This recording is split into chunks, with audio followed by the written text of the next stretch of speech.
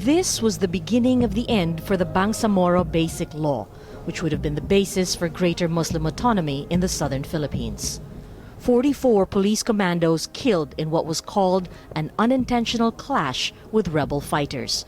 It was the largest casualty of government troops in recent years. Both sides violated a ceasefire.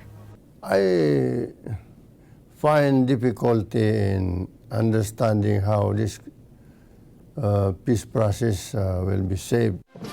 There was much support for the peace deal between the government and the Moro Islamic Liberation Front, or MILF, when it was signed 2 years ago after over a decade of negotiations and years of fighting.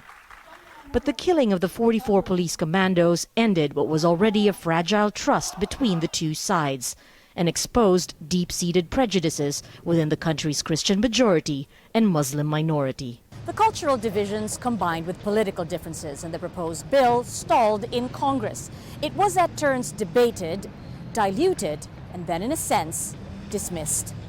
Many Filipinos say this reflects the erosion of the political capital with which Benigno Aquino began his presidency 6 years ago. The popular leader was strongly criticized for mishandling the police operation. A lot of people in Congress only work on the basis of incentives that directly benefit them. That's the name of the game.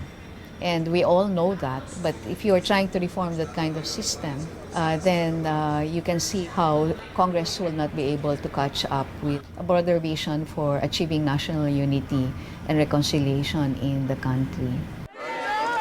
President Aquino's term ends in June, and there are fears over what could happen should his successor not fulfill the autonomy promised in the signed peace deal.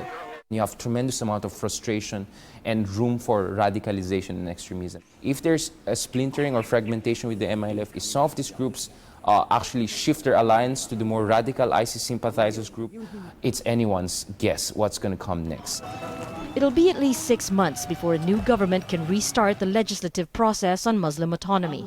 Until then, negotiators on both sides are doing what they can to make sure that at least the peace agreement remains intact. Marga Ortigas, Al Jazeera, Manila.